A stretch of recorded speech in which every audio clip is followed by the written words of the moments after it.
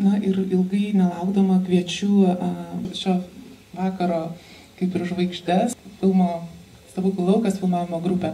Kviečiu režisierių Mindaugą Survilą, prodiuserį Giedrę Beinoriūtę, Jurgą Gustinienę, prodiuserį paminėjo Emiliją Davickienę, filmo dizainerę Mažvydę. Filmas iš tiesų toks, aš pati asmeniškai likau jo labai sužavėta, nes jis yra išties be galo poetiškas. Labą dieną visiems, labai malonu, kad jūs visi susirinkat, atsiprašom, kad reikėjo laukti šiek tiek. Tai va, apie patį filmą, tai ką čia kalbėti prieš filmą patys pamatysit. Tai va, ir norėčiau suteikti žodį mūsų prodiuseriai šiek tiek. Ačiū labai rėmėjams, kuriuos norėčiau įvardinti, Kultūros rėmimo fondui, ES medija programai, Vilko broliai, informaciniam rėmėjam Lietuvos televizijai, Delfi, National Geography ir Lietuvos žinias.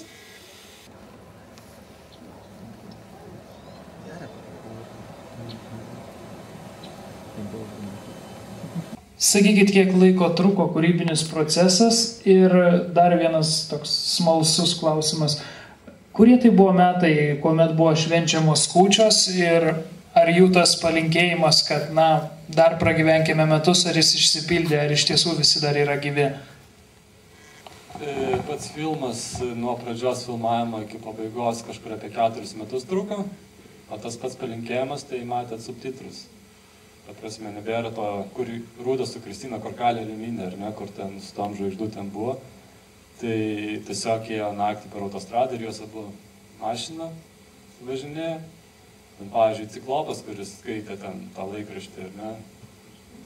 Yra daug gerų kadrų su jo filmuota, bet tie dėti, tai tiesiog jis susirgo, nuvežė į ligoninę, aišku, greitoji, 3 dienas palaikė, ėjo namo, 2 kilometrų liko ir numirė. Ta prasme, čia nebėra jau praktiškai pusė žmonių. Prieš 2 savaitės, pavyzdžiui, Tatarka mirė, kuri ten šokas radu.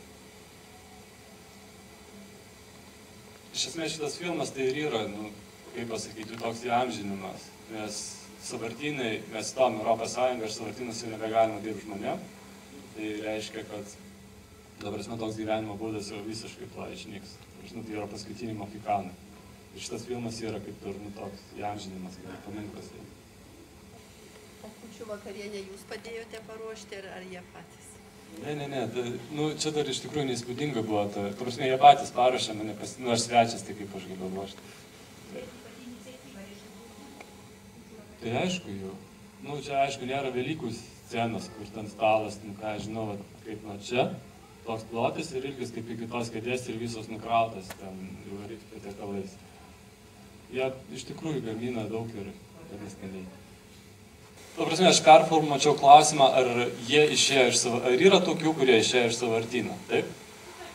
Taip, tokių žmonių yra. Pavyzdžiui, čia yra legendos sklinda, kad anksčiau sąvartynas tai būdavo ten aukso karvė, sakykim, kad galima ten 250 litrų per dieną uždirbti.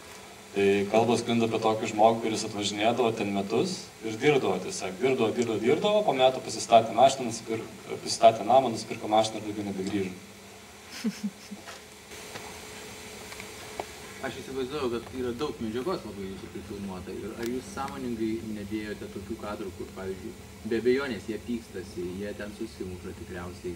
Yra, kokia nors, taip sakant, intrigos daugiau, kuris galbūt kinama labiau.